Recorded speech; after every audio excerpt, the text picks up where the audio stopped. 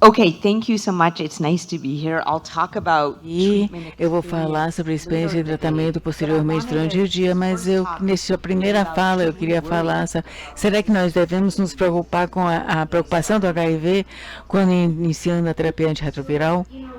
Então, nós temos dados sobre isso, o que é uma resistência a drogas virais. Isso basicamente é uma mutação dentro do vírus que os torna menos susceptíveis aos medicamentos antirretrovirais. E mutações podem comparar, afetar a espessura dos vírus, por isso que é bom ter alguns por perto, como o tenofovir, mas o principal motivo por que as mutações evolvem os principais motivos é devido ao regime em si, que tem uma baixa barreira genética à resistência, como várias drogas e interações medicamentosas também contribuem e também a absorção incompleta no trato intestinal. E quando nós falamos posteriormente sobre tratamentos emergentes, eu vou falar sobre terapias antirretrovirais injetáveis. Então, o que nós sabemos a nível global sobre resistência a medicamentos? Uma coisa que eu sempre começo em cada fala sobre o HIV é esse relatório da UNAIDS no final de julho de 2022, que resumiu os, os, as, as, os problemas que nós tivemos com HIV durante a pandemia da Covid. Nós estamos em um estado de perigo, que é o que eles mencionam no relatório. Nós temos o maior número de casos de HIV, de 38,4 milhões. Nós achamos que estaríamos melhor do que 1,5 milhões de novas infecções. Acho que teríamos diminuído, mas aumentou muito em 2021. 622 pessoas morreram de AIDS no ano passado. Isso significa uma pessoa a cada minuto. Então, a cada 60 minutos dessa reunião, 60 pessoas terão morrido de AIDS. E, infelizmente, nós não temos um acesso integral ao antirretrovirais em todo o mundo. Dos 38 milhões de pessoas vivendo com HIV, 75% são adultos e 52% de crianças têm acesso aos medicamentos. O Brasil fez um trabalho muito bom, mas tem vários locais do mundo que não têm esse acesso. Então, esse é o motivo porque estamos todos trabalhando com o HIV e os retrocessos e dentro do que aconteceu com a pandemia da Covid é o que nós temos que trabalhar agora como reuniões como essas. O que sabemos sobre resistência medicamentosa em todo o mundo? Então, a OMS que publicou um relatório no final de novembro de 2021 sobre o que sabemos sobre a resistência a medicamentos pelo HIV em todo o mundo. E ele se baseou basicamente em relatos, então existem lacunas nesses relatos. Mas os principais pontos-chave do que veio é que, essencialmente, a resistência a pré-tratamento em todo o mundo é bastante alta, a neviparapina e efavirenz é bastante alto. E, na verdade, aqueles que tiveram exposição prévia a medicamentos antirretrovirais os faz sentido ter 3 vezes a taxa de resistência ao NNRTI. E daí a ida para tratamentos que realmente começaram em 2019 e como nós acabamos de comentar, nenhuma preocupação sobre mulheres. Por isso tem sido tão importância para a terapia baseada em integrase. Então, e quanto no Brasil, quais são os diferentes países? Eu Eu acho interessante que vocês olhassem esse relatório da OMS, mas podem ver que as taxas de resistência estão bastante elevadas, na verdade, mais alta de todos em El Salvador. E depois, se você for descendo por vários países, na África subsaariana, com taxas bastante altas de resistência medicamentosa, e depois você vê que o Brasil está o quinto de baixo para cima. Então, o Brasil tem em torno de. Deixa eu usar o meu laser. Vocês podem ver aqui, é mais ou menos 7%. Então, Esse país não está entre dos países com as maiores taxas de resistência medicamentosa, que são muito mais altos em países da África subsaariana. São locais onde você precisa saber. Então, quanto a algum dado específico sobre além dos NUCs, eu falei sobre a efavirenz e quantas taxas de resistência, ou as mutações em NRTI e mutações de integrase e de inibidores da protease. Então, esses são os dados de resistência de NRTI e vocês podem ver que é muito mais baixo, mas não desapareceu, ou seja, a resistente ainda está circulando em níveis bastante altos.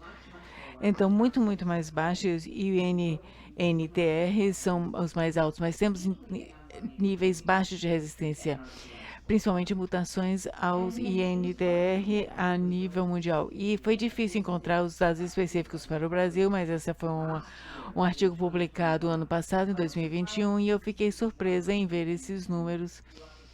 E vocês podem me explicar durante o almoço como isso é reunido, mas basicamente essa é uma pesquisa em todo o Brasil e vocês podem ver que, na verdade, as taxas dessa linha laranja é o M48V, bastante altos, e o K é bastante alto no Brasil. Essa linha azul e essa linha vermelha são o K58A. Esses estão aumentando. Isso é uma coisa para a gente ficar de olho, porque as piores mutações que nós podemos ter é o K65R. Então, é assim que eu ensino as pessoas, quando eu digo quais são as mutações que eu quero que vocês decorem e quais vocês podem pesquisar.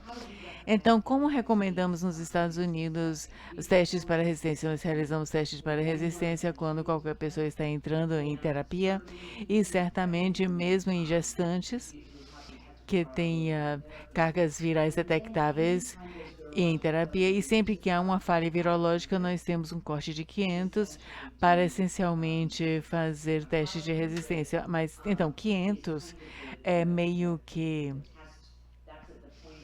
seria o ponto em que a genotipagem pode ser feita. Nós fizemos genotipagem em 100 e 200, mas o laboratório nos pede em torno de 500. Costumávamos dizer 1000, mas agora a carga viral é em torno de 500 para poder fazer a genotipagem. E a maneira como eu me lembro e penso sobre testes de resistência é que eu falei a todos os fellows de doenças infecciosas para decorar 9 mutações em NRTIs e 2 resistências no NNRTIs. Então, nós fazemos 7 resistências em todos os 3 genes. Então, a transcriptase reversa e os genes da integrase, e algumas mutações são muito importantes e outras importam muito.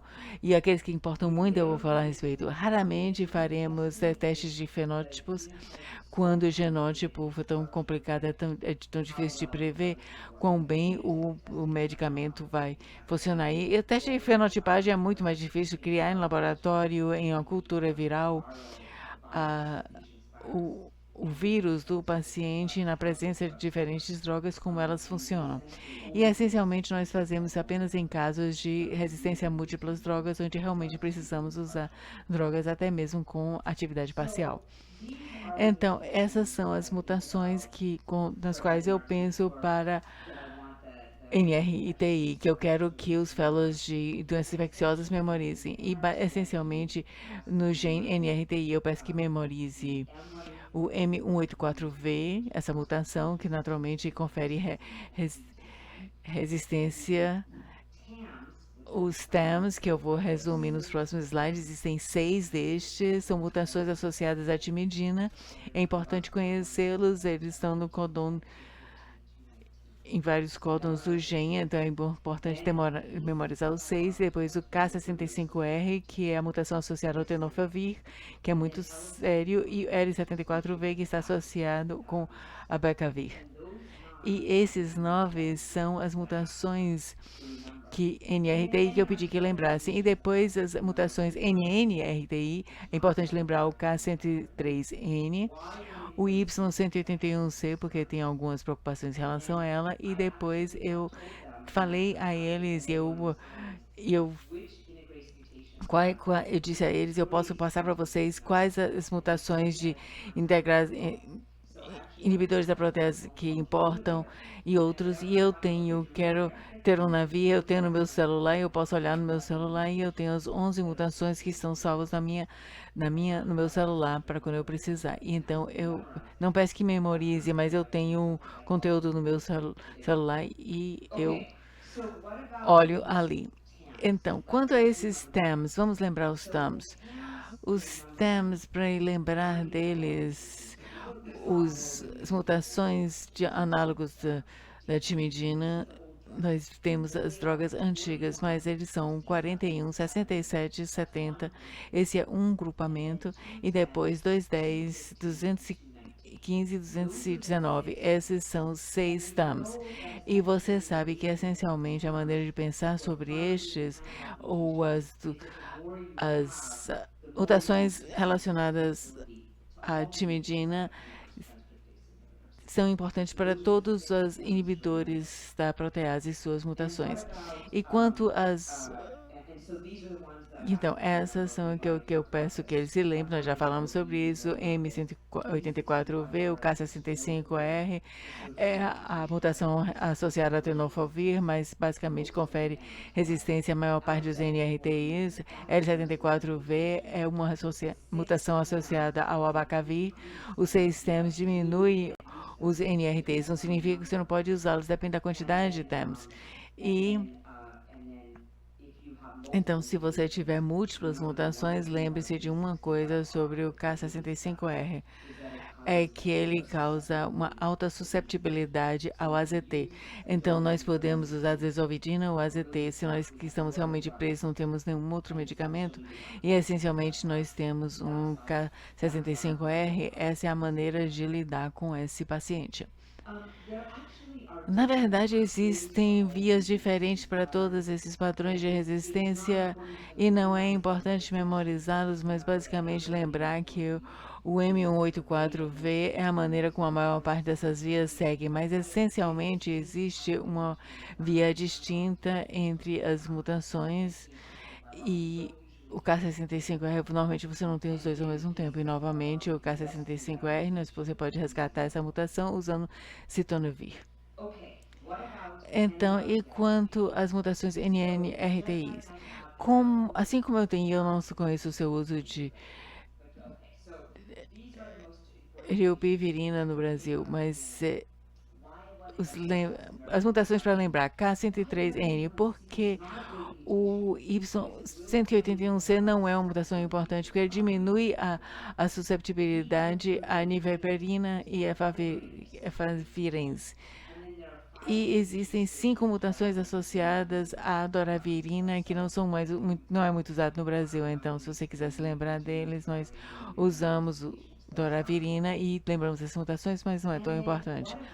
E quanto às mutações ligadas à protease que nós devemos nos lembrar? Eu não vou falar sobre a taverina porque eu não acredito que vocês estão usando muito dele aqui. Usam? Usam. Então, deixa eu falar sobre ele. Então, a maneira como a traverina foi usada. Lembra que nós costumamos ter as 5 NRTIs. Vocês têm vários, então depois veio a traverina e depois a piverina. Epiverina, o problema com ele é que você tem que comer depois de comer, e também não é bom com inibidores da bomba de proteases. E a traverina é basicamente o que nós estamos nos Estados Unidos, mas vocês estão usando no Brasil também. Então tente pensar em traverina e que você pode usar com o KN, mas outras mutações como Y181C e chegando a K101 e outras mutações, se você acumulá-los, irá reduzir a susceptibilidade à etraverina. Então, nós usamos o que nós chamamos de uma pontuação de mutação etraverina ponderada, e vocês podem ver como essas mutações são ponderadas em relação a aumentar a susceptibilidade à etraverina. E esses foram realmente dados os estudos originais. Então, se estiver usando 0 a 2 mutações, pode usar. Se tiver 2,5 a 3,5 mutações, pode usar, mas vai ser menos potente. E se tiver mais do que 4 mutações, etraverina não é muito útil. E eu não usaria com mutações NRTI. E, finalmente, em termos de inibidores da protease, lembra que as mutações dos inibidores de protease costumavam ser muito importantes. A maior parte dos do tratamento poderia causar muitas dessas mutações, mas coisas realmente mudaram por ter uma barreira genética muito grande, a mutação dos novos medicamentos. E é realmente a questão de novas mutações no passado que podem diminuir a etraverina, mas é muito difícil de trazer novas mutações com etraverina. Então, é realmente uma barreira genética à resistência a medicamentos. E quanto às mutações que Darunavir, que são tão importantes. Como eu disse, eu coloco no meu celular, eu sempre tenho essas mutações na mão, mas são essas que vocês estão vendo, V11, V301 e até o L89V. Essas são as 11 mutações. E a maneira como nós pensamos em Duranavir é que você pode usar a Duranavir até ter 3 mutações associadas ao Duranavir. E é realmente quando você tem mais do que 3 mutações associadas ao Duranavir que a susceptibilidade cai. E você realmente tem que pensar sobre a inibidor de protease. Então, essa é uma pontuação que você está mostrando. Se tiver 0 a 2 mutações dessas 11 mutações associadas ao Darunavir, aqui em vermelho, se tiver 0 a 2 mutações, ótimo. Tranquilo. A resposta ao Darunavir será boa. Agora, ter 3 mutações e aí, pior ainda, mais de 4 mutações, que realmente diminui os efeitos do Darunavir. Então, nós usamos ele 2 vezes ao dia, se tiver 3 mutações, e 4 mais mutações, realmente nós não usamos mais Darunavir. Agora, não é comum ter tantas mutações, mas esse é o ponto de corte da nossa clínica, 4 ou mais mutações, porque nos preocupamos com a susceptibilidade ao Darunavir. E, finalmente, os inibidores da protease, como eles funcionam. Então, a maneira mais fácil de pensar sobre isso é em termos de integração do HIV. Quanto mais cedo os inibidores de integrase tiveram uma baixa barreira à mutação, os inibidores de integrase que estão sendo em todo o mundo têm barreiras muito altas à resistência. E capitragravir está em algum lugar no meio. Eu vou falar sobre capitragravir na minha próxima fala, mas eu quero... Tanto tempo eu ainda tenho. Ok, então. Eu acho que a ordem é dolutegravir e atragravir alto, enfim. E quais são as 3 vias mutacionais através das quais os inibidores da integrase? As 3 vias são K148H, que realmente vem com G140S, e o N155, que leva você por outra via, e o Y143 leva você por outra via. Então, geralmente, nós começamos, se houver uma mutação de inibição dos integrases, seguir. O motivo que nós nos preocupamos com o K148 é a mutação que nós nos preocupamos com o dolutegravir. Então, o K148 mais o G140 realmente confere o maior grau de resistência ao retogravir, evitagravir e dolutegravir. Vocês podem ver que eu não falei pictegravir, porque pictegravir teve alguns relatos de casos bastante interessantes que o Q148 e G140 ele ainda funciona. Se eu fosse dar alguma mutação de assinatura para ele, seria o R165K. E por quê? Porque o pictegravir tem uma barreira genética tão alta à resistência que realmente tem estado no relato de casos onde vemos falha, e nesses relatos de caso e tem tem uma mutação muito específica para esse medicamento. Então, estudo que realmente nos disse o que pensar em termos de dolutegravir e me preocupar com a resistência. Esse foi o estudo Viking. Foi pacientes que tinham resistência a múltiplas drogas, NRTIs, NNTIs, a inibidores da protease, e nesse estudo, o dolutegravir foi usado 2 vezes ao dia, então 50 miligramas 2 vezes ao dia. E esse estudo nos mostrou foi que ele foi realmente a mutação Q148, especialmente com mais 2 mutações, que diminuiu a susceptibilidade ao dolutegravir. Então, eu me preocupo mais com o Q148 mais 2, que é mostrado à esquerda. Vocês podem ver essas outras mutações, como ter um N155 sozinho, o dolutegravir funciona razoavelmente bem. Então, no estudo Viking, e ainda nós usamos isso, nós usamos dolutegravir 2 vezes ao dia, se nós temos mutações ligadas a inibidores da protease, mas se você usar dolutegravir com uma refeição com a quantidade média de gordura, aumente o dolutegravir se puder fazer apenas uma vez ao dia. Então, realmente, se você tiver mais do que isso em termos de resistência, nós usamos 2 vezes ao dia. E, finalmente, eu diria, o que nós sabemos a respeito do pictagravir e seu uso no M184V? Esse aqui é a preocupação. Nós tivemos tantos do M148V, nós temos níveis muito altos dessa mutação relativa a uma pesquisa relatada em 2021. Será que nós podemos usar o dolutegravir, seja tenofovir ou epacavir? E será que teria bem mesmo que o outro não funciona? E, essencialmente, eu vou manter apenas para sua referência nessas slides, que os estudos e outros estudos mostrou que seria tudo bem ter uma mutação M184, desde que seja dolutegravir ou tenofovir. Dolutegravir com epacavir, pois estaria um pouco mais preocupada em usar com a mutação M184, porque estes também diminuem a susceptibilidade ao abacavir. E o que sabemos sobre pictagravir? Basicamente, o pictagravir pode ser usado muito bem, mesmo que você tenha uma mutação M184V. Então, o pictagravir é bastante poderoso e desde que você use com tenofovir, tem tudo bem usar mesmo na presença dessa mutação. Então, aqui eu estou realmente preocupado com o que esses antirretrovirais estão tendo em relação à diminuição da resistência, o que é muito incomum. A